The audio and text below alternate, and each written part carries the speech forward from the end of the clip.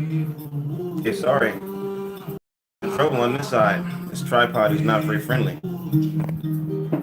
Nice. All right. Happy Sunday. Blessings to you and yours. Hope all is well.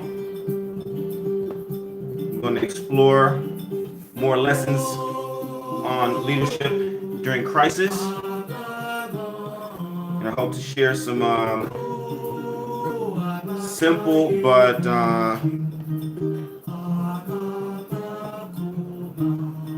important lessons. Okay?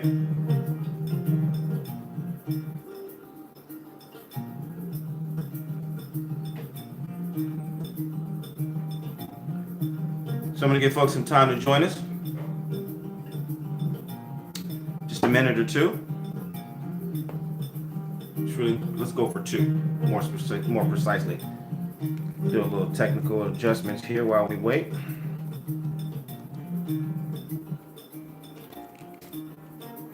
Greetings. How about a little roll call? Alan, aboye. Buenas tardes. It's got to be las tardes there. I'm assuming you are in Mexico.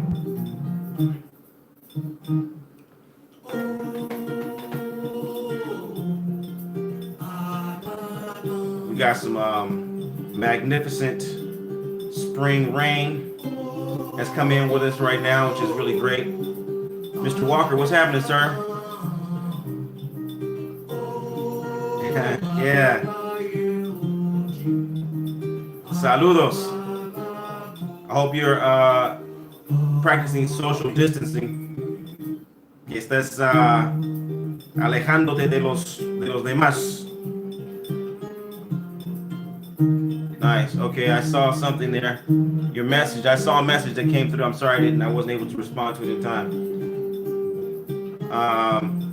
We're going two-fisted here. Try to catch everybody at once. What's your show? Okay. Yes. I'm glad that you can make it also. Blessings. Okay. Well, if you don't catch it all, all the messages they're going to be available. Eventually, I'll take them down, but they'll be available for a while. We'll keep them up at least while the time the quarantine is in effect. We'll give people some time to take in these lessons and learn from them. I hope you all are doing really well. Hope you're doing really well. Like I was saying, it's raining here right now. It's starting to drizzle, and that's my time. I love the rain. So as soon as we finish here, I'm going to handle a couple more tasks, and then I'm going to get outside and enjoy the rain. So with that being said, let's get this party started. We don't have to wait too long because it is going to be recorded.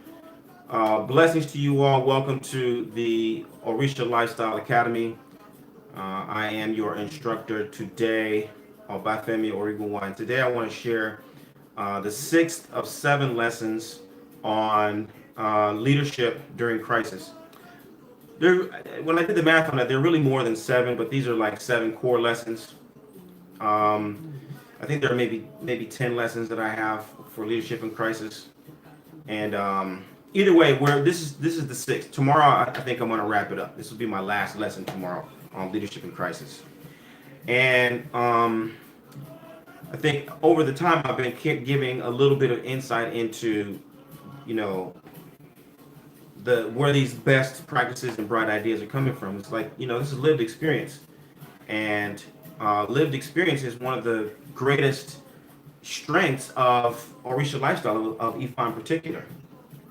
When you look at all of the thousands of verses of Ifa, they're based on the idea that your experience, as unique as it is to you, is not entirely, in isolation. It doesn't happen in isolation. It's like other people have experienced the same kind of a motif, or the same sort of a scenario, the same dynamics and dilemma, and they had to make similar decisions. And so if you can follow those examples, then you're probably going to get similar kinds of outcomes, favorable or not.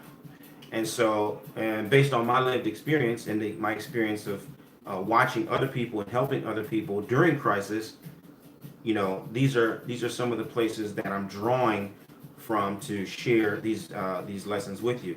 And my intention, to be very clear, I have an agenda. I have an agenda. This is not just a neutral communication. These lessons on leadership in crisis.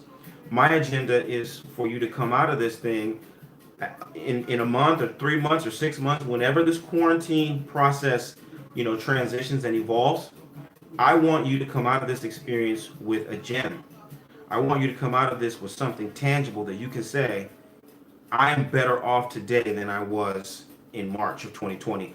When March 2020 happened and this started to go down, I thought, oh my God, it's all coming to an end. I don't know what I'm going to do. And now here I am at a later date, and I'm better off than I was before. I'm stronger, I'm more resilient, I'm wiser, and I've got something concrete in my hands to say, this is the result of that experience. If you follow these lessons, if you apply these lessons, I guarantee you will have gems like that. I guarantee it. But you got to apply the lessons. You can't just listen and then go off and do what you were doing before. It's not just business as usual. This is an extraordinary time. This is an extraordinary time. I was talking to a friend of mine yesterday, and he is also, world traveler, businessman, and he was saying how he was sitting down to have dinner with his family, and it struck him. He says, "Wow, I'm sitting down to have dinner with my family at home, which is always cool. But like I said, he's traveled. He travels a lot for his work and everything else." And he says, "But the strangest thing about this is that just about everybody else is doing the same thing right now. Not just in my city, not just in my state, not just in my country, but all around the world. Everybody is at home. Okay? Everybody is at home right now. That's a powerful thing. And they're at home because they gotta be, So this is representing something that we just can't, dismiss as a small, occurrence. But we can just say that, yeah, this kind of stuff happens every day. It doesn't. This is a once in a lifetime opportunity. I want you to take these lessons to heart in that way and really apply them immediately. So, what are we talking about? What lessons? Lesson number one is a reality check. Okay? Remember, lesson number one is a reality check. And if you have done lesson number one well, you're going to come out of it with a very clear understanding of your part in creating the reality that you're presently living. If you do lesson number one really well, you're going to come out of it with a very clear understanding of how you have made a series of decisions to position yourself exactly where you are in this crisis. Number one. Number two, lesson number two is delegate authority. Delegate authority means you let people help you, basically. So it may not be that you let people, you give other people jobs, but it may be that you just let people support you. In my own personal experience, delegating authority, letting people help me meant, I don't know, doing stuff like letting people prepare meals for me. Hey, you know what? I want to make sure you're eating really good, healthy food. I'm going to bring you food. Really? Okay, yeah, that does help me, actually. Small things or big things. Sometimes it's really big stuff, but you let people help you, right? Don't try to shoulder the burden all on your own. Okay. Lesson number three is getting down to the root, getting all the way down to the root of the problem, right? So you have the analogy or the metaphor of a weed. If you don't get down to the base of a weed and you break it halfway, that it's going to grow back. If you don't get all the way down to the root of your problem, that problem is going to return. The crisis will subside. You go back to work. Everything will be cool for a month, a year, 2 years, and then boom, something else will happen, and you'll find yourself right back in the exact same dilemma. You don't need that to happen, but it means you got to get all the way down to the base of that root. You got to get to the root of the problem. If you've done that well, You're going to come out of that situation with some firsthand information. Getting down to the real root of the problem means you talk to people on the ground. You talk to people who are actually in the space where either you're having the hardest time, maybe your crisis includes some conflict or some chaos or something like that. You need to go straight to where the conflict is. No gossip, no second, third hand information, no fake news. Don't skip all that. Go straight to the source. Get as close to the source as you possibly can. All right. And you may not have to ask permission. You just go to where you know what's going down and you watch, you talk, you see it with your own eyes and smell it with your own nose. All right. That's lesson number 3. Lesson number 4 is get ready for the long haul. Okay. Really think deep into the future, or as deeply into the future as you can. Most importantly, if you have done it well, if you're really prepared for the long haul, you're not thinking about events. You're not thinking about the coronavirus in this quarantine is not an event.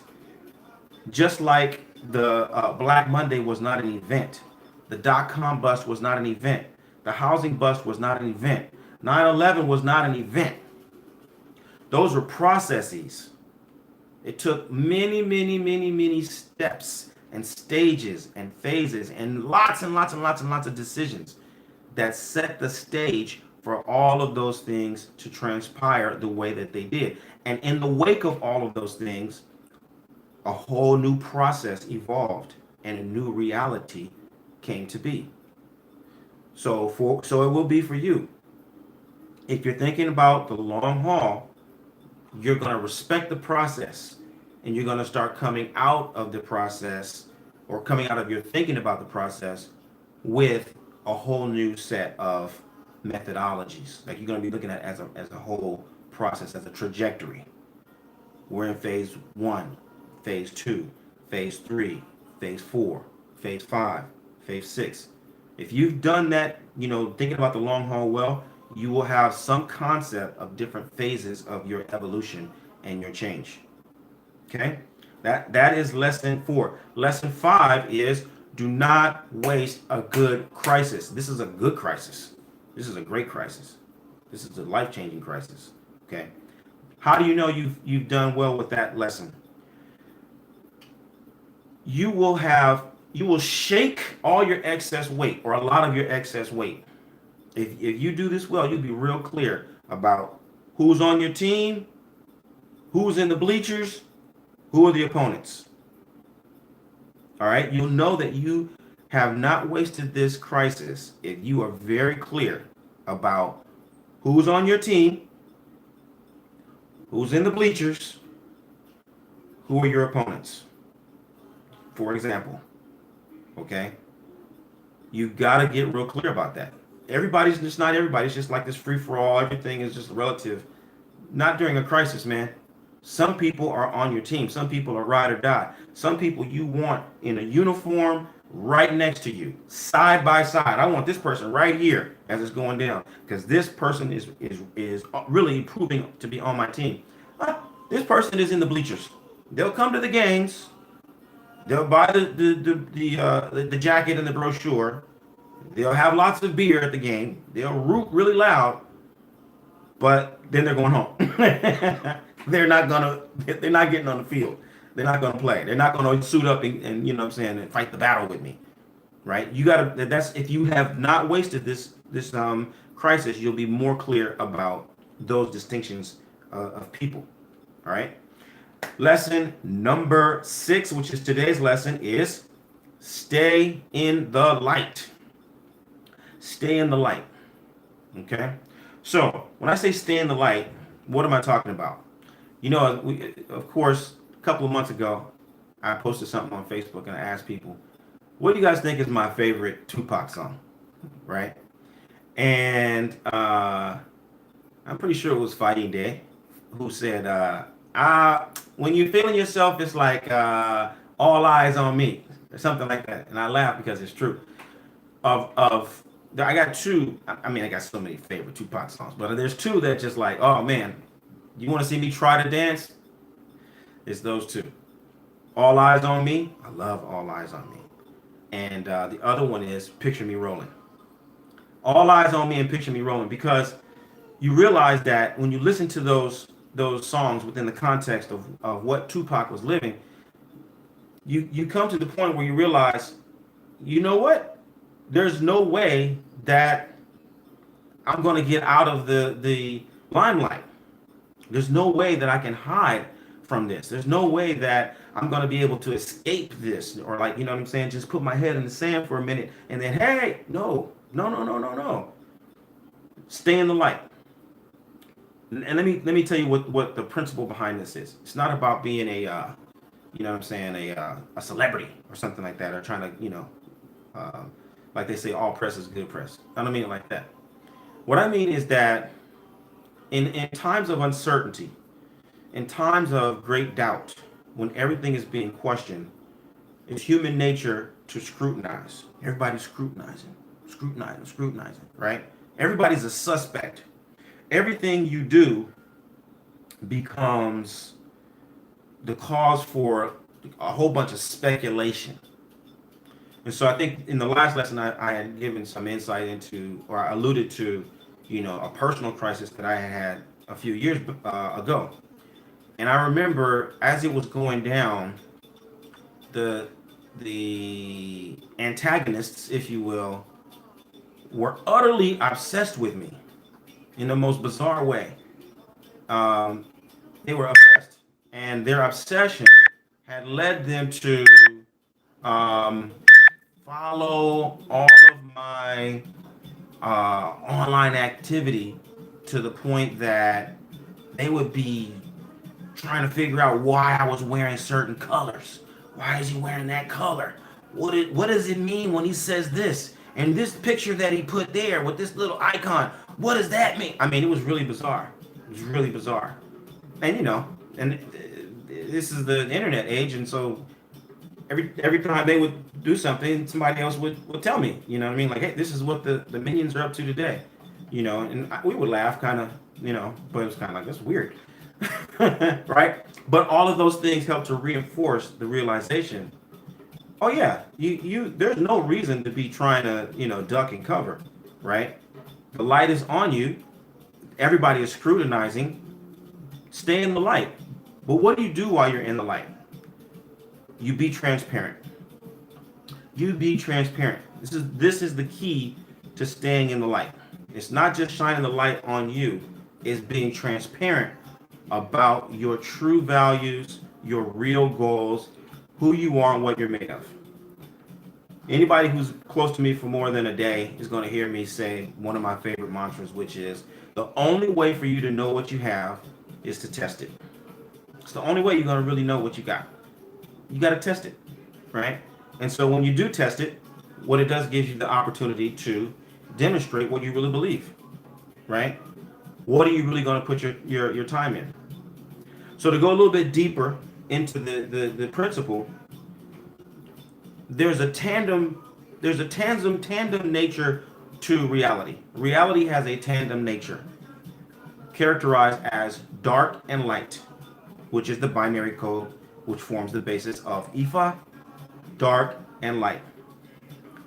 Every light produces a darkness.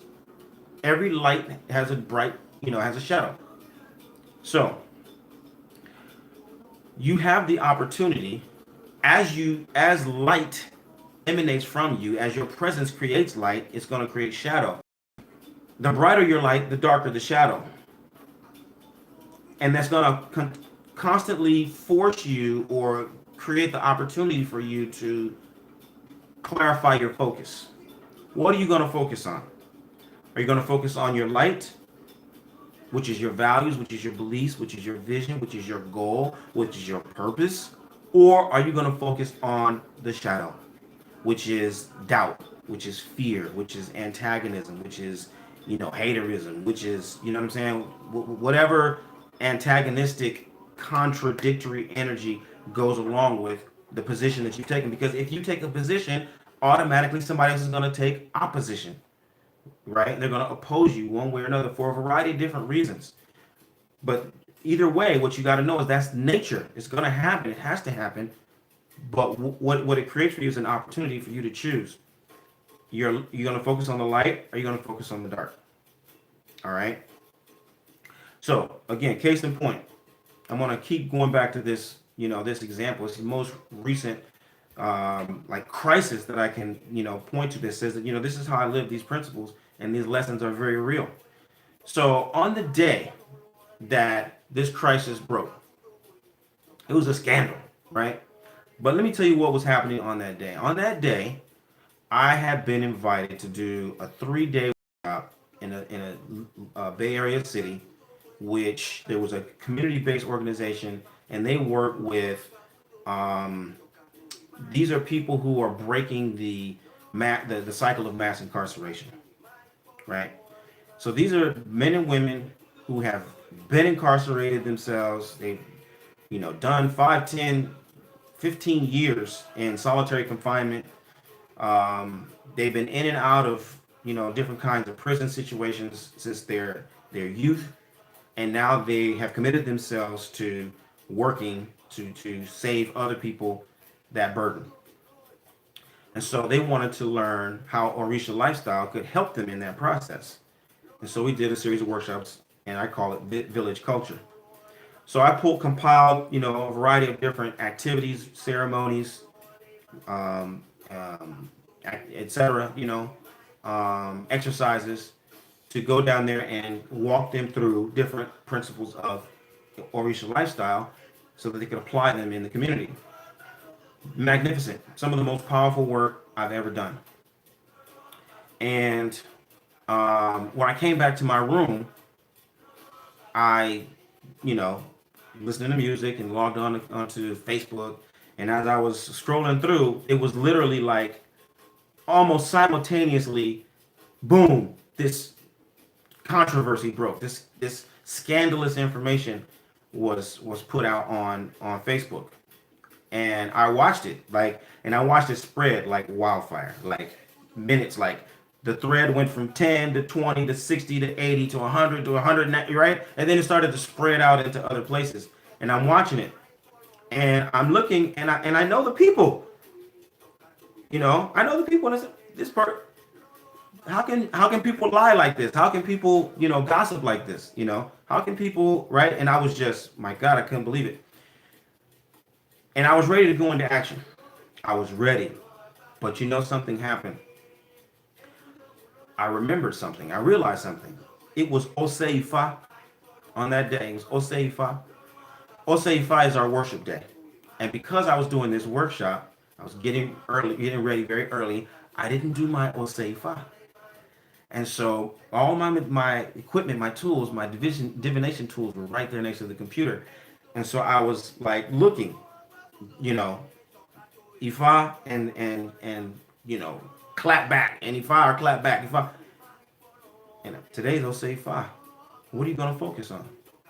So I shut down the computer, I got my materials, and I started to pray, and I did my divination. Boom. Ifa says you're gonna be quiet, and you're gonna focus on what you're doing. Ifa says you're gonna be quiet.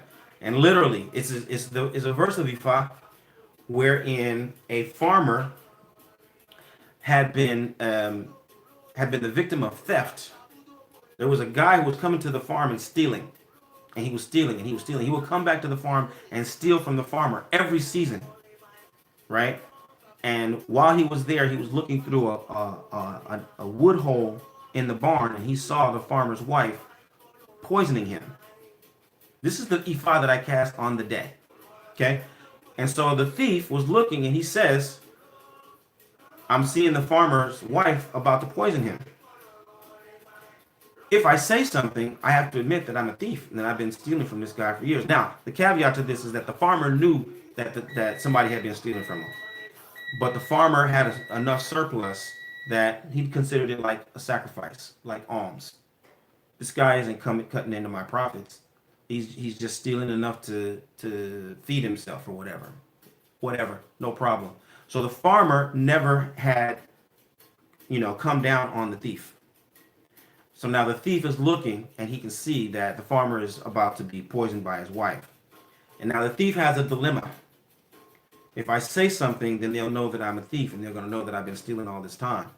If I don't say something, then I'm going to let this farmer die. And really, because of this farmer, I've been able to live. What do I do? Right? Here's his dilemma. He ended up going to tell. He ended up going. He says, I'm going to reveal this. But in this particular verse of Ifa, Ifa says, you have been wronged. In this case, I was the farmer. You are being wronged. Something is being taken from you. Something is being done to compromise you, but you will not speak on it. You will sit patiently and you will have trust in Ifa and let Ifa do what Ifa does. Make your sacrifice and continue on with doing your work, like the farmer kept farming. So, it was an ongoing opportunity for me to demonstrate my values, my truest values. What's more important? Is my ego more important? Is protecting my ego, protecting my image, is that more important? Or is adhering to the word of Ifa more important? What's my true values? And so every day I had to grapple with that dilemma, right? And every day Ifa would reinforce that message. No, that's not for you. That's not your problem. That's somebody else's problem. Your problem is doing that work. Your problem is casting that Odu. Your problem is making that sacrifice. Your problem is keeping those taboos. That's your problem. You don't have to worry about everything else. I'll take care of everything else. And Ifa is taking care of everything else. I'm so thankful. All right. And so being transparent is that. That's being transparent. You get real clear about your true values. You follow those values. You stay to those values. Everybody might say whatever they want about you, but they don't know. They don't know your path. They don't know your destiny. They don't know your purpose. They don't know why you came to this world. They don't know why you're being challenged. They don't know anything. They're just don't let that become your guide. Don't let that become the you know what I'm saying, the GPS for your reality. No. You focus on what really matters and you be totally transparent about it. Make no doubt about it. Let there leave no room for doubt.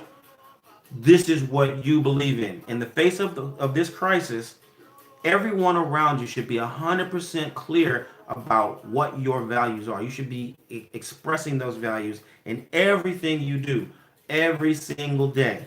That's how you'll know that you are doing well with taking advantage of this particular crisis and you're staying in the light.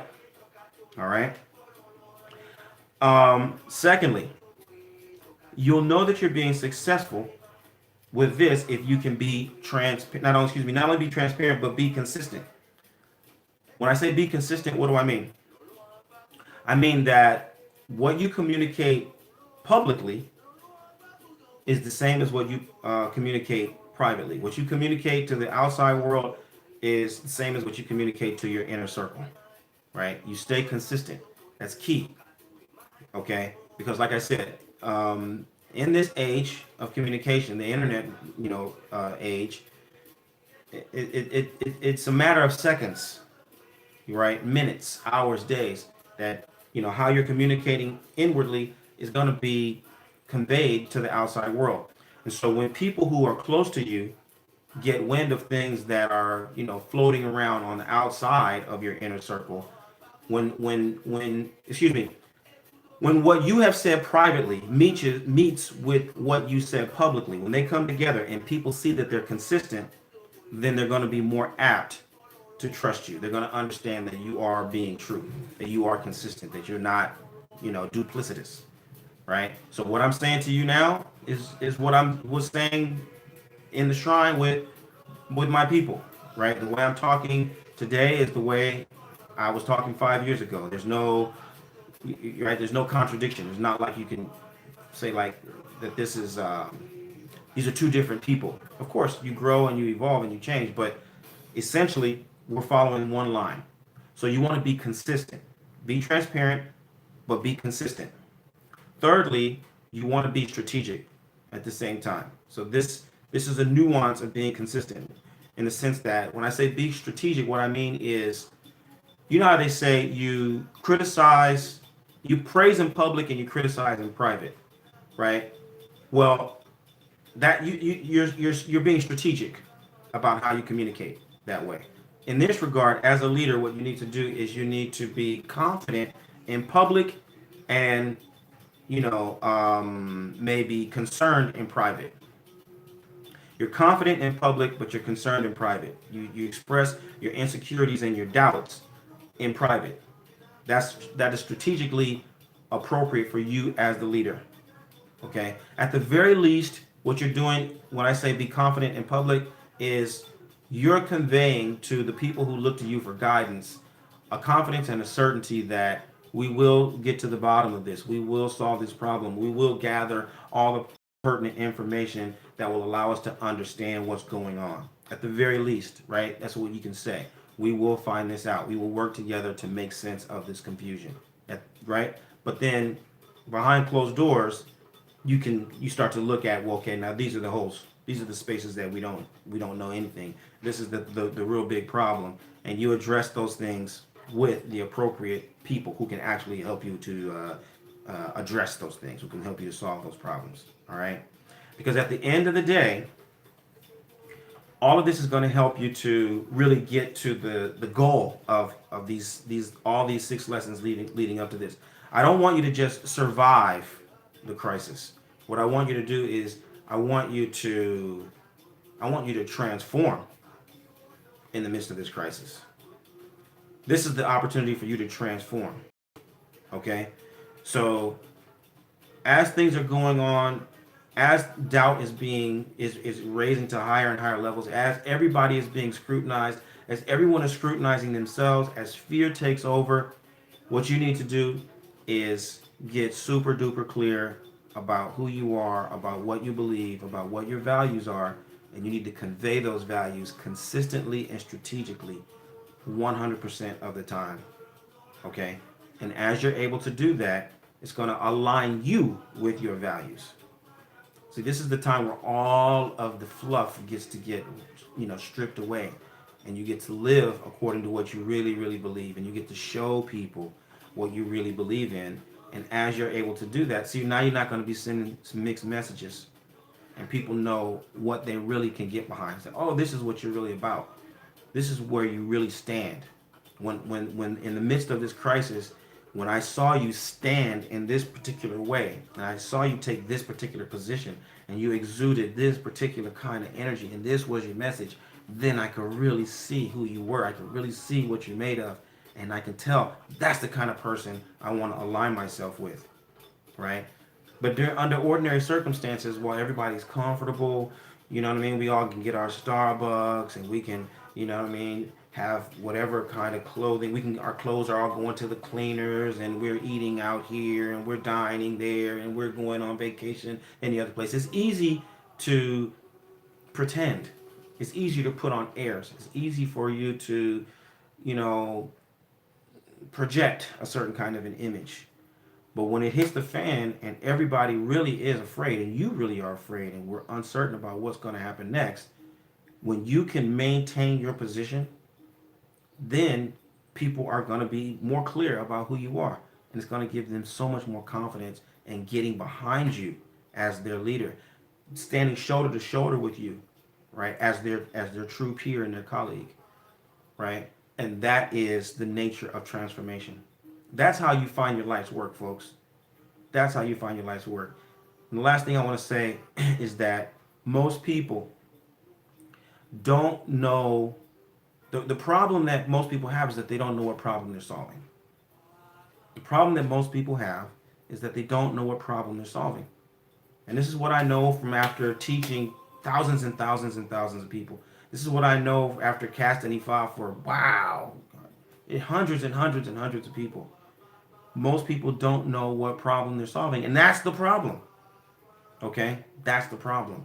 And so they end up and they get roped into beads and pots and titles and all this other kind of superfluous, superficial stuff because they think that that's going to give them the meaning. Oh, if I know my Orisha is Shango, then now I've got some direction in life. No, you don't. No, you don't. That's just another something for you to hide behind. Having Shango is not going to give you your life's work. Being, initiated to Ifa is not going to give you your life's work. Knowing your Odu is XYZ is not going to reveal to you your life's work. You already know your life's work. It's been inside of you for as long as you know who you were. Right? You just now you got to clarify. You got to claim it. You got to acknowledge, yes, this is what I really believe in. Yes, this is why I'm really here. This is the best time for you to get clear about that and stand on it and let the world know. Everybody who's really important to you, who's really close to you, who's really on your team, they should know what you truly stand for. They should know your agenda, and they should know that you have enough confidence in your own destiny that you will stand on that destiny in the time of greatest need. All right? That is transformation. There's no hocus pocus. There's no magic. There's no woo instant anything. It's about you taking the time and the effort to just settle down and accept a reality that has always been with you. All right? And so that's the basis of lesson number 6. All right? Stay in the light. Stay in the light. Be transparent. So that is the lesson for today. If you've got any questions, now's the time to pose them. If you have any, aha moments or insights that you'd like to share, now's the time. I'd be more than happy to respond if that is the case. Tomorrow, which is Monday, we're going to wrap it up. This is going to be our 7th lesson, and we'll culminate all the lessons, and I'll give you some insights into what we can do together going forward to help you keep building on these lessons. All right. So otherwise, please feel free to leave your comments or your questions in the comment section, and I'll be more than happy to follow up with you. I hope this is a blessed day for you and your family, and that these lessons are useful and meaningful. The only thing I'm going to ask you to do by definition is within the next 24 hours, I want you to talk to 3 people. I want you to talk to 3 people about this lesson number 6. Listen to this, take it in, and your job today is to talk to at least 3 people about this lesson. And that'll help you to get real clear about how important it is and how real it is. All right? So that being said, I'll talk to you all soon. Bye for now. Odabo.